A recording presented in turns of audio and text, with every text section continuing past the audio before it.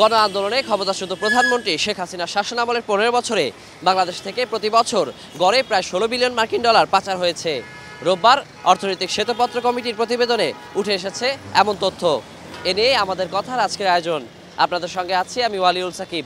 সাধারণ মানুষের মতামত জানার আগে চলুন দেখে আসি একটি প্রতিবেদন।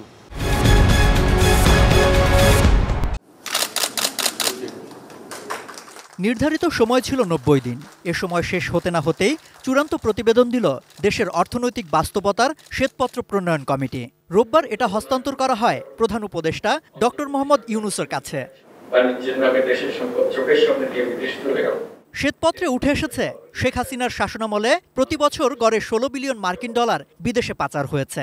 পরিসংখ্যানকে বিকৃত করে উন্নয়নের গল্প সাজানো হলেও ভেতরে ভেতরে ছিল লুটপাটের এক মহাযজ্ঞ। এটা ঐতিহাসিক দলে জুলাই অভ্যুত্থানের অর্থনৈতিক ব্যাখ্যা এর মধ্যে পাওয়া যায়। ছাত্র জনতার অভ্যুত্থানের ফসল হিসেবে একটি বৈষম্যহীন অর্থনীতি ও সমাজ প্রতিষ্ঠা এই দলকে আমরা কাজে লাগাতে পারবো বলে আশা করি। চূড়ান্ত হওয়ার পর জনসম্মুখে শ্বেতপত্র প্রকাশের পাশাপাশি একে স্কুল কলেজ বিশ্ববিদ্যালয়ের পাঠ্যপুস্তকে অন্তর্ভুক্ত করা উচিত বলেও মন্তব্য করেন প্রধান উপদেষ্টা।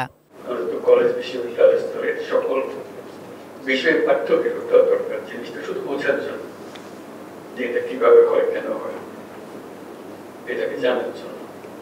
যতটা ভাবা হয়েছিল সমস্যা তার চেয়ে জটিল বলে মন্তব্য করেন শ্বেতপত্র প্রণয়ন কমিটির প্রধান।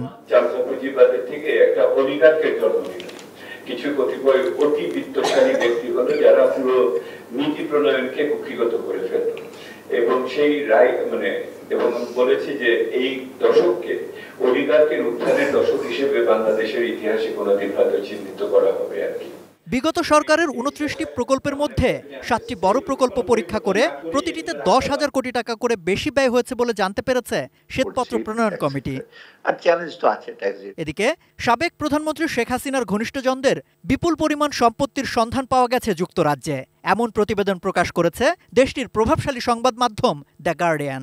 এ নিয়েও নিজের মনোভাব জানান প্রধান উপদেষ্টা।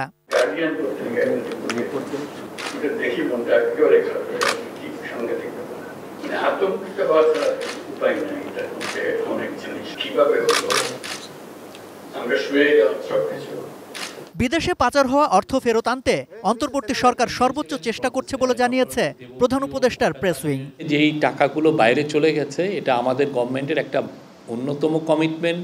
এই টাকা কিভাবে যেভাবে হোক আমরা এটা ফেরত আনার চেষ্টা করব। সম্রাট আনোয়ার, এটিএন নিউজ, ঢাকা।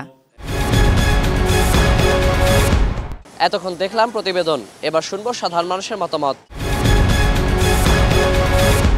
শেখ হাসিনার আমলে দেশে যত প্রজেক্ট হয়েছে, ধরেন পদ্মা সেতু ধরেন, মেট্রো রেল ধরেন, যা কিছু হয়েছে প্রতিটা প্রজেক্টে সে কোটি কোটি টাকা, হাজার কোটি টাকা করছে, লুটপাট করছে। এই জিনিসটা একটা সরকার হিসাবে কিভাবে করতে পারে?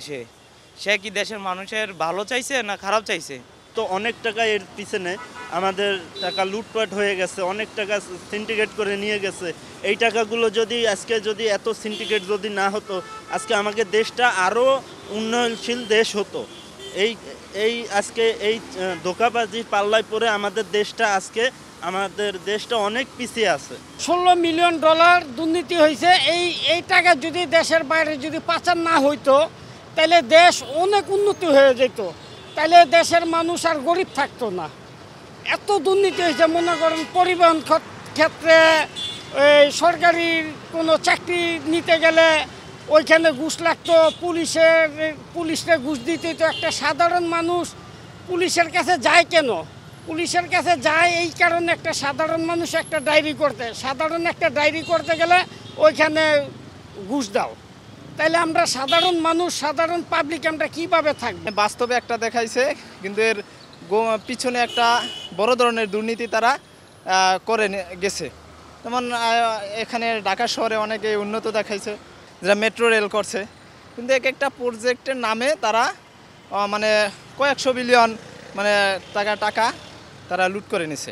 হ্যাঁ, এটা আসলে জাতি তাদের থেকে আসলে এটা আশা করে নাই। হাসিনার আমলেই এত দুর্নীতি হয়েছে আমরা কখনো জানতাম না। উনি যাওয়ার পরে আমরা সবে জানতে পারছি, ডক্টর ইউনূস সাহেব বসার পরে আমরা জানতে পারছি দেশে বিলিয়ন বিলিয়ন ডলার আত্মসমাধান হয়েছে। তার আগে আমরা জানতাম না। শেখ হাসিনার আমলে গড়ে প্রতি বছর 16 বিলিয়ন ডলার পাচার হয়েছে।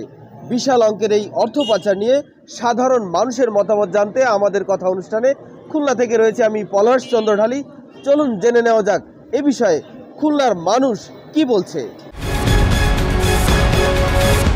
16,000 কোটি টাকা প্রতি বছর পাচার হয়েছে, যে কারণে আমাদের আজকের বাংলাদেশের অর্থনৈতিক অবস্থার প্রেক্ষাপটে দেখা যাচ্ছে যে বাংলাদেশের মুদ্রাস্ফীতি সব কিছু বেড়ে গেছে, প্রতিটা জিনিসের দাম বেড়ে গেছে এবং বাংলাদেশে প্রতিনিয়ত তারা এই টাকশাল থেকে টাকা ছাপিয়ে এই সমস্ত মেগা প্রকল্প বাস্তবায়নের নামে একটা ঘড়ির লুটতরাজ তারা করেছে, যার কারণে আজকের এই বাংলাদেশের সাধারণ মানুষের অবস্থা এত নাজুক একটা অবস্থা হয়ে গেছে।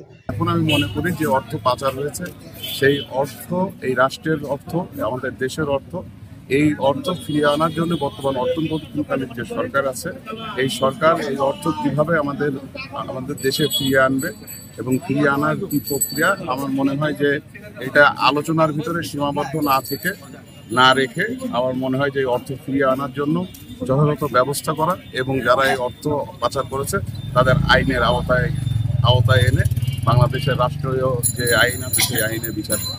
শেয়ার বাজার কেলেঙ্কারির মাধ্যমে প্রচুর টাকা বাংলাদেশ থেকে বিদেশে পাচার করেছে।